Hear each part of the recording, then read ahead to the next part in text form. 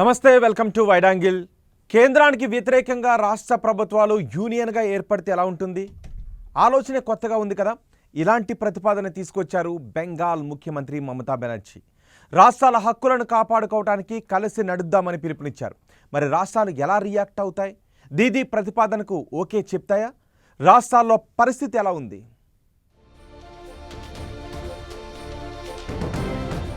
కేంద్రంపై పోరుకు కూటమిగా రాష్ట్రాలు.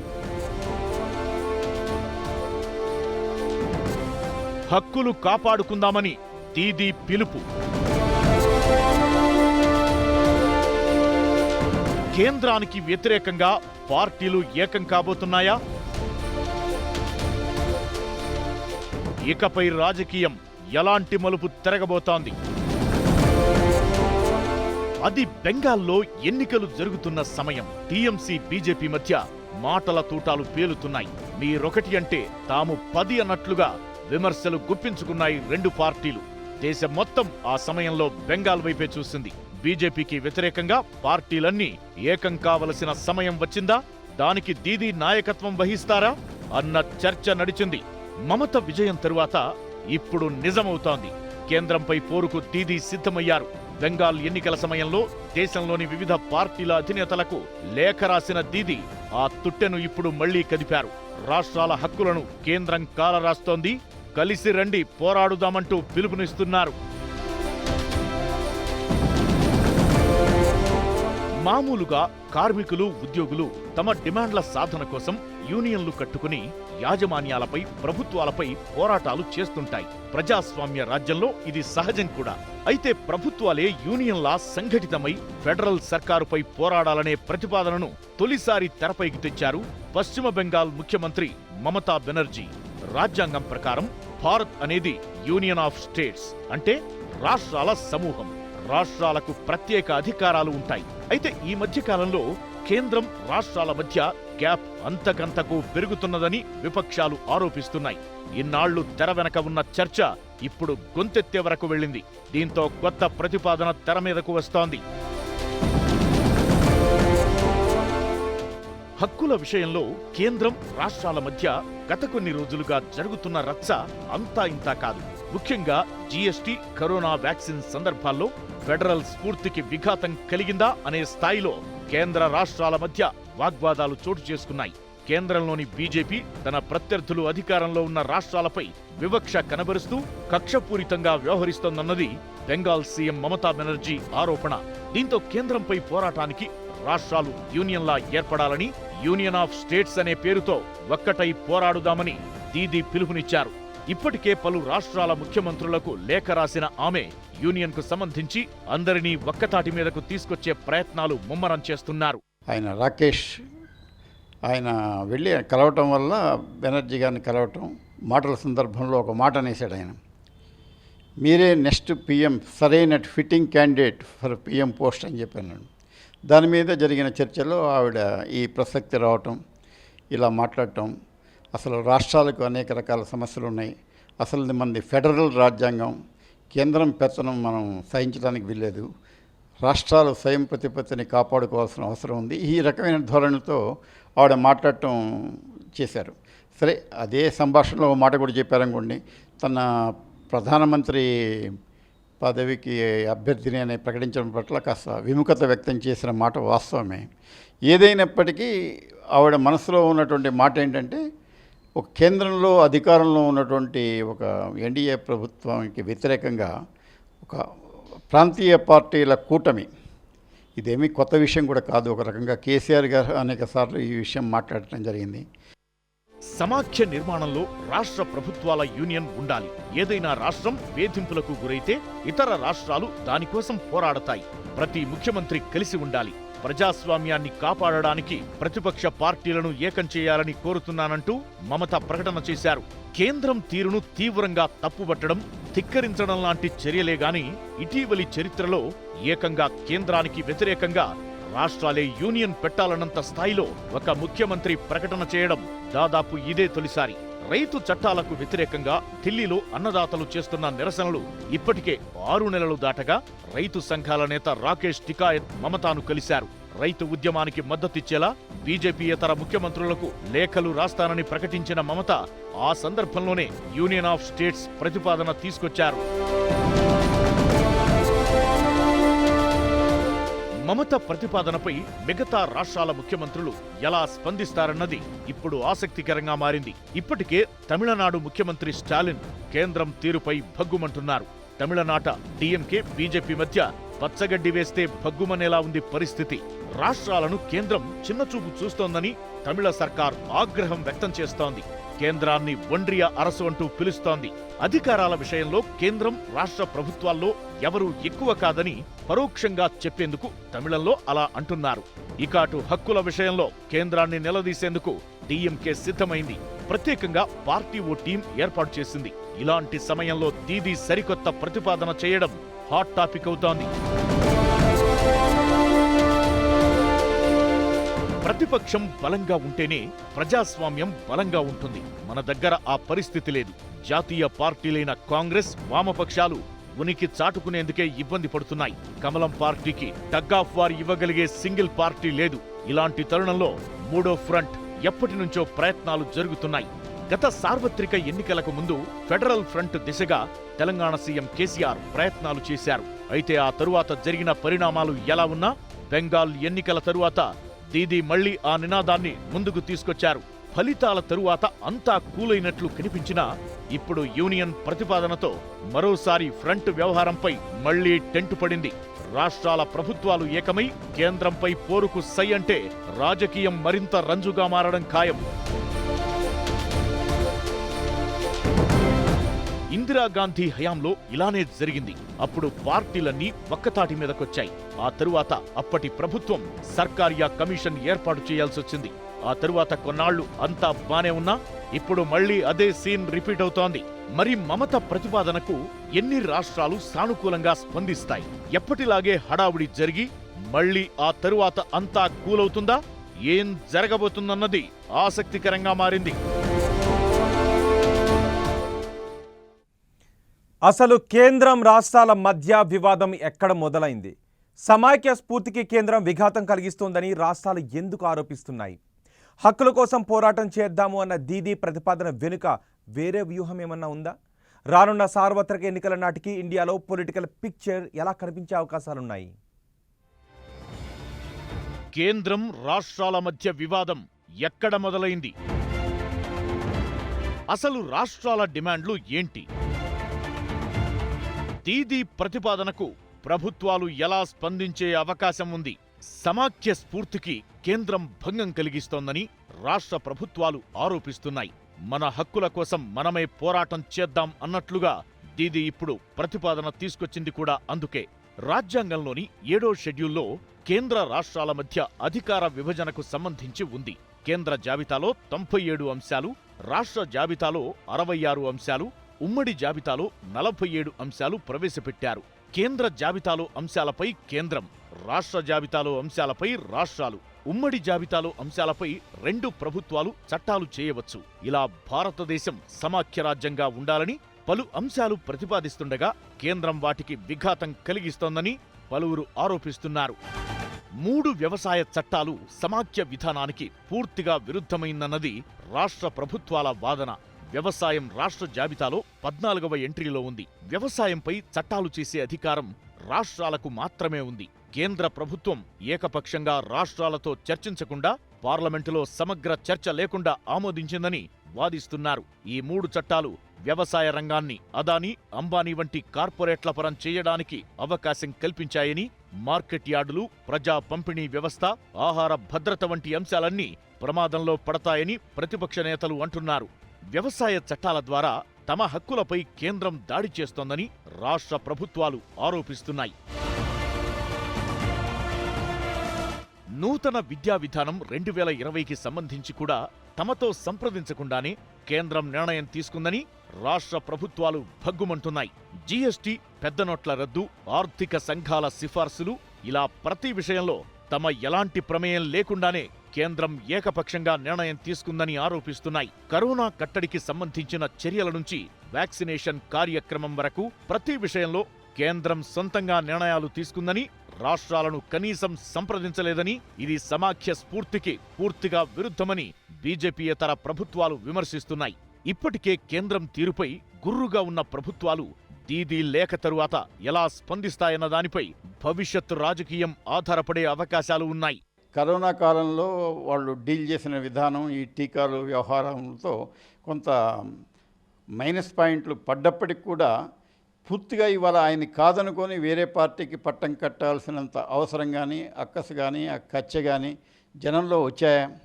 ఇది కూడా చాలా ప్రధానం. ఇంకా సరే 2 ఏళ్ళు 3 ఏళ్ళు వ్యవధానం ఉంది, ఎప్పుడైనా చూసుకోవచ్చు, ఈ లోపల ఏదైనా జరగవచ్చనే ఒక అభిప్రాయంలో ప్రతిపక్ష పార్టీలు ఉండొచ్చు. కానీ ప్రస్తుతానికి ఇవాళ కనపడుతున్నటువంటి విధానం ఏంటంటే, ఇవాళ ఇంకొక 3 ఏళ్ల పాటు ఈ కూటమిని ఆ స్థాయికి తీసుకెళ్ళగలిగినటువంటి ధైర్యం ఉన్నటువంటి నాయకురాలు ఎవరైనా కావచ్చు. ఎవరు అనేదే ప్రశ్నే.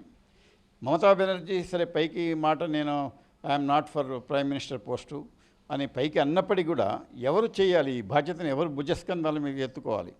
ఆ ప్రశ్నకు సమాధానం దొరికినప్పుడే ఈ కూటమి యొక్క విజయాలు కానీ, అవకాశాలు కానీ, వాళ్ళ యొక్క భవిష్యత్తు కానీ ఎలా ఉంటుందనేది మాట్లాడుకోవడానికి కొంత అవకాశం చెబుతుంది.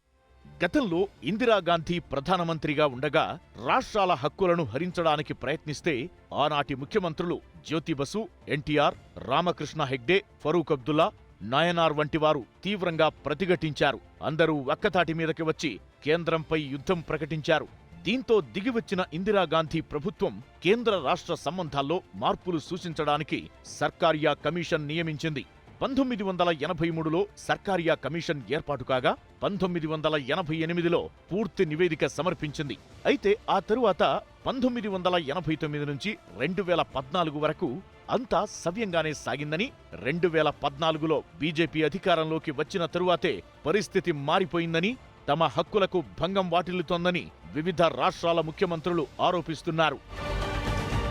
1988లో సర్కారియా కమిషన్ ఇచ్చిన నివేదికలోని సిఫారసులు అమల్లోకి వచ్చిన తరువాత అంతా సవ్యంగా సాగింది. ఆ తరువాత పివి నరసింహారావు నుంచి వాజ్పేయి, మన్మోహన్ సింగ్ వరకు అందరూ రాష్ట్ర ప్రభుత్వాలతో వ్యక్తిగతంగా, రాజకీయంగా, పరిపాలనాపరంగా, రాజకీయాలకు అతీతంగా మంచి సంబంధాలు కొనసాగించారు. అయితే ప్రస్తుత కేంద్ర ప్రభుత్వం విషయంలో అదే మిస్ అవుతోందని డీఎంకే లాంటి పార్టీల ఆరోపణ. రాష్ట్రాల హక్కులు కాపాడుకోవాలంటే అందరం యూనియన్గా ఏర్పడాల్సిన అవసరముందని దీదీ ప్రతిపాదన తీసుకొచ్చారు. ఒకప్పుడు పరిస్థితులు వేరు, రాజకీయం తీరులోనే మార్పొచ్చింది. మరి ఇలాంటి సమయంలో కేంద్రానికి వ్యతిరేకంగా అంతా కలిసి జట్టు కడతారా? ఇందిరా సమయంలో ఎన్టీఆర్ లాంటి వాళ్లు సక్సెస్ అయినట్లు ఇప్పుడు దీదీ విజయం సాధిస్తారా లేదా అన్నది చర్చకు దారితీస్తోంది. అయితే జీఎస్టీ, కరోనా వ్యాక్సినేషన్ మాత్రమే కాదు, రివ్యూ మీటింగ్స్ విషయంలోనూ ఫెడరల్ స్ఫూర్తికి కేంద్ర ప్రభుత్వం భంగం కలిగిస్తోందని రాష్ట్ర ప్రభుత్వాలు ఆరోపిస్తున్నాయి. కేంద్ర విద్యామంత్రి రాష్ట్రాల విద్యాశాఖ కార్యదర్శులతో సమావేశమైతే ముఖ్యమంత్రులతో ప్రమేయం లేకుండా ప్రధానమంత్రి నేరుగా జిల్లా కలెక్టర్లతో మాట్లాడడమేంటని ప్రశ్నిస్తున్నాయి. వ్యాక్సిన్ విధానంలో కేంద్రం కొంతవరకు దిగిరావడానికి కారణం రాష్ట్రాలన్నీ కలిసి పోరాడడమేనని, అదే స్ఫూర్తి కొనసాగించాలని దీదీ అంటున్నారు. సామాజికంగానూ, పారిశ్రామికంగానూ, ఆర్థికంగానూ బలోపేతమైన రాష్ట్రాలు కేంద్రాన్ని మరింతగా పరిపుష్టం చేస్తాయి, ఇతర రాష్ట్రాల ఎదుగుదలకు దోహదం చేస్తాయి. అయితే ఇప్పుడు కేంద్రం తీరు వల్ల ఇలా జరగడం లేదని, ఇప్పటికైనా ఆ వైఖరికి అడ్డుకట్ట వేయాల్సిన అవసరం ఉందన్న అభిప్రాయాలు వినిపిస్తున్నాయి. కేంద్రం, రాష్ట్రం ఎవరి వాదనలు ఎలా ఉన్నా రెండూ కలిసి సమాఖ్యగా ముందుకెళ్లినప్పుడు దేశం అన్ని రంగాల్లో అభివృద్ధి సాధిస్తుంది. అయితే హక్కుల పోరాటమంటూ మొదలైన ఈ వ్యవహారం రాజకీయంగా ఎలాంటి మలుపు తీసుకుంటుందన్న చర్చ కూడా వినిపిస్తోంది. దేశంలో సరైన ప్రతిపక్షం లేదు. ఇలాంటి సమయంలో ప్రాంతీయ పార్టీలన్నీ ఏకం చేసేందుకు ఈ నినాదం ఊతం ఇవ్వబోతుందా? ఇదే జరిగితే ఆ బృందానికి దీదీ నాయకత్వం వహించబోతున్నారా అన్న చర్చ కూడా నడుస్తోంది. అయితే రాష్ట్రాల హక్కులు అంటూ మొదలైన ఈ వ్యవహారం ఎలాంటి ప్రకంపనలకు దారి ఇవ్వబోతోంది, ఏం జరగబోతుందన్నది హాట్ టాపిక్ అవుతోంది.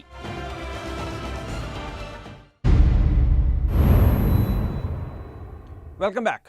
దీదీ ప్రకటన తర్వాత రాజకీయంగా ఒక్కసారిగా హీట్ పెరిగింది. రాష్ట్ర ప్రభుత్వాలు ఎలా స్పందిస్తాయనే చర్చ నడుస్తోంది. ఇదంతా సరే, అసలు సర్కారియా కమిషన్ గురించి మళ్ళీ ఎందుకు చర్చ నడుస్తోంది? అసలు ఆ కమిషన్ చేసిన సిఫార్సులు ఏంటి? అందులో ఏమేమి అమలవుతున్నాయి? కేంద్రంపై పోరుకు సిద్ధమంటున్న దీదీ నెక్స్ట్ స్టెప్ ఎలా ఉండే అవకాశం ఉంది?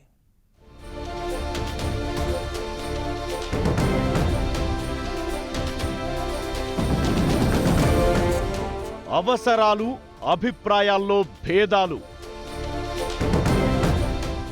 మరిన్ని రాష్ట్రాలన్నీ ఏకమవుతాయా? సార్వత్రిక ఎన్నికల నాటికి సీన్ ఎలా మారబోతోంది? అసలు ఈ సర్కారియా కమిషన్ ఏంటి? ఎలాంటి సిఫారసులు చేసింది? ఇందిరాగాంధీ హయాంలో కేంద్రం తమ హక్కులను కబళిస్తోందని రాష్ట్ర ప్రభుత్వాలు ఏకమయ్యాయి. దీంతో కేంద్ర రాష్ట్ర సంబంధాలపై అధ్యయనం కోసం ఇందిరా సర్కార్ 1983లో మాజీ సుప్రీంకోర్టు న్యాయమూర్తి అయిన రంజిత్ సింగ్ సర్కారియా అధ్యక్షతన బి శివరామన్, ఎస్ఆర్ సేన్ సభ్యులుగా ఒక కమిషన్ను నియమించింది. 247 సిఫార్సులతో కూడిన నివేదికను 1987 అక్టోబర్ 27న రాజీవ్ గాంధీ ప్రభుత్వానికి సర్కారియా కమిషన్ సమర్పించింది. 1988 జనవరిలో ఈ నివేదికను విడుదల చేశారు. మొత్తం 247 సిఫార్సుల్లో 170 సిఫార్సులను కేంద్ర ప్రభుత్వం అమలు చేసింది. సమాఖ్య వ్యవస్థలో సర్కారియా సిఫారసులు కీలకంగా మారాయి. గవర్నర్ వ్యవస్థతో పాటు ఆర్థిక, శాసన సంబంధాలకు సంబంధించి సర్కారియా కమిషన్ కీలక సిఫారసులు చేసింది. గవర్నర్లను నియమించే ముందు కేంద్రం తప్పనిసరిగా సంబంధిత రాష్ట్ర ముఖ్యమంత్రిని సంప్రదించాలి. గవర్నర్ల పేర్లను సూచించడానికి ప్రధాని అధ్యక్షతన ఒక స్క్రీనింగ్ కమిటీని ఏర్పాటు చేయాలి. ఒక వ్యక్తిని తన సొంత రాష్ట్రానికి గవర్నర్గా నియమించకూడదు. వివాదాస్పదం కాని, విశిష్టమైన వ్యక్తిత్వం ఉన్నవారిని మాత్రమే గవర్నర్గా నియమించాలి. గవర్నర్ పదవిని నిర్వహించిన వారు పదవీ విరమణ అనంతరం తిరిగి క్రియాశీలక రాజకీయాల్లోకి ప్రవేశించకూడదని, బలమైన కారణం ఉంటే తప్ప గవర్నర్ని తొలగించరాదని కమిషన్ సిఫారసు చేసింది. ఏదైనా రాష్ట్రంలో రాజకీయ సంక్షోభం ఏర్పడినప్పుడు, ప్రభుత్వ యంత్రాంగం పనిచేయలేని పరిస్థితి ఏర్పడినప్పుడు, కేంద్ర ప్రభుత్వ రాజ్యాంగపరమైన ఆదేశాన్ని రాష్ట్ర ప్రభుత్వం ధిక్కరించినప్పుడు మాత్రమే రాష్ట్రపతి పాలన విధించాలని సూచించింది.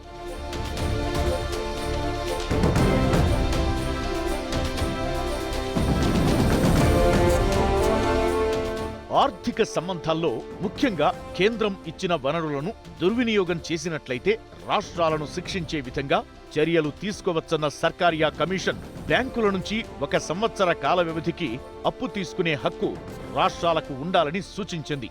వివిధ రాష్ట్రాల నుంచి ఆర్థిక నిపుణులను ఆర్థిక సంఘంలో నియమించి వారి సేవలను ఉపయోగించుకోవాలి. విపత్కర పరిస్థితుల్లో కాలపరిమితి లేని రుణాలను రాష్ట్రాలకు అందించాలని సిఫారసు చేసింది. జాతీయాభివృద్ధి మండలి పేరును జాతీయ ఆర్థికాభివృద్ధి మండలిగా మార్చాలని ఆర్థిక సంఘం సూచించిన పద్ధతిలో రైల్వే ప్రయాణికుల నుంచి వచ్చిన ఆదాయంలో రాష్ట్రాలకు వాటా కల్పించాలి.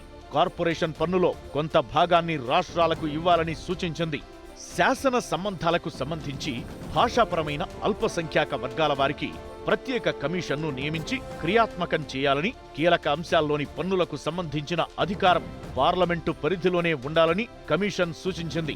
అఖిల భారత సర్వీసుల ఉద్యోగులపై రాష్ట్ర ప్రభుత్వాలు క్రమశిక్షణా చర్యలు తీసుకోకూడదని, కేంద్ర రాష్ట్ర సంబంధాలను మెరుగుపరచడానికి శాశ్వత ప్రాతిపదికన అంతర్రాష్ట్ర మండలిని ఏర్పాటు చేయాలని, దీనికి ప్రధాని అధ్యక్షుడిగా కేంద్ర మంత్రులు, రాష్ట్రాల ముఖ్యమంత్రులు సభ్యులుగా ఉండాలని కమిషన్ అప్పట్లో సిఫారసు చేసింది.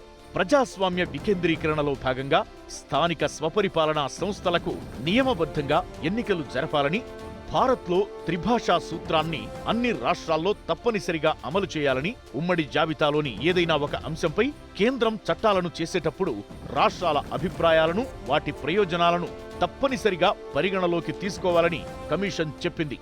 జాతీయ వ్యవహారాల విషయంలో కేంద్రం, రాష్ట్రాలు తరచూ సంప్రదింపులు జరపాలంటూ కీలక సిఫారసులు చేసింది సర్కారియా కమిషన్. అయితే వీటిని కేంద్రం పట్టించుకోవడం లేదని, విఘాతం కలిగించేలా వ్యవహరిస్తోందని రాష్ట్రాలు విమర్శిస్తున్నాయి. ఇప్పుడు దీదీ చేసిన ప్రతిపాదనతో దేశ రాజకీయాల్లో కీలక పరిణామాలు చోటు చేసుకునే అవకాశం ఉందన్న అభిప్రాయాలు వినిపిస్తున్నాయి. బీజేపీయేతర రాష్ట్రాల్లో ప్రభుత్వాలన్నీ కలిసి నడుస్తాయా? ఒక్కతాటి మీదకు వచ్చి తమ గొంతు వినిపిస్తాయా? లేదంటే డిమాండ్ ఎవరికి వారే పరిమితం చేసుకుంటారా అన్న చర్చ నడుస్తోంది. ప్రస్తుతం దేశంలో ప్రధాన ప్రతిపక్షం కాంగ్రెస్ రోజు రోజుకు బలహీనంగా మారుతోంది. ఉనికి కోసం పోరాటం చేయాల్సిన పరిస్థితి ఏర్పడింది. దీంతో వచ్చే సార్వత్రిక ఎన్నికల నాటికి లోకల్ పార్టీలన్నీ ఏకమయ్యే అవకాశాలు ఉన్నాయన్నది రాజకీయ వర్గాల అంచనా. కేంద్రంపై బీజేపీపై తన పోరాటం కొనసాగుతుందని బెంగాల్లో విజయం సాధించిన తరువాత దీదీ అన్నారు. ఈ లెక్కన రాజకీయం మరింత హీట్ పుట్టించే అవకాశాలు ఉన్నాయన్నది వాస్తవం.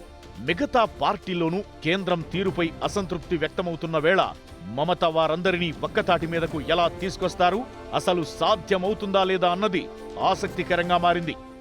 మరి రాష్ట్రాల మధ్య రకరకాల సమస్యలు ఉంటాయి, నదీ జలాల వివాదాలు ఉంటాయి. ఇన్ని రకాల సమస్యలు ఉన్నప్పుడు అవన్నీ ఏకతాటి మీద ఒక రాజకీయానికి సంబంధించినంత వరకు లేదా కేంద్రం పెత్తనానికి సంబంధించినంత వరకు వీడంతా ఒక తాటి మీదకి రాగలగటం అనేది ఒక పెద్ద ప్రశ్న. జవాబు దొరకని ప్రశ్న కూడా ఒక రకంగా చెప్పాలంటే. ఎందుకంటే కేంద్రం కూడా ఈ బలహీనతల మీద ఆధారపడే అక్కడ వాళ్ళు పెత్తనం చేయగలుగుతున్నారు. రాష్ట్రాల మధ్య ఇన్ని సమస్యలు ఉన్నాయి. రాష్ట్రాల మధ్య ఎట్టగో ఒక రకమైనటువంటి ఒక పద్ధతిలో కానీ ఒక మాట మీద కానీ పోయే అవకాశం లేదు. కాబట్టి వీళ్ళల్లో ఉన్న అనైక్యతే వాళ్ళకి బలంగా మారుతోంది. రాజకీయాల్లో ఏ క్షణం ఎలాంటి పరిణామం చోటు చేసుకుంటుందో, ఎలాంటి మలుపు కనిపిస్తుందో చెప్పడం కష్టం. దేశంలో బీజేపీ వర్సెస్ మిగతా పార్టీలు అన్నట్లుగా రాజకీయం మారింది. ఇలాంటి పరిస్థితుల్లో హక్కుల నినాదంతో ఫ్రంట్ ఏర్పాటు ప్రక్రియకు శ్రీకారం పడే అవకాశాలు ఉన్నాయన్నది మరికొందరి విశ్లేషకుల అంచనా. ఏమైనా ఒక్క మాట ఇప్పుడు రాజకీయాల్లో సెగలు రేపుతోంది.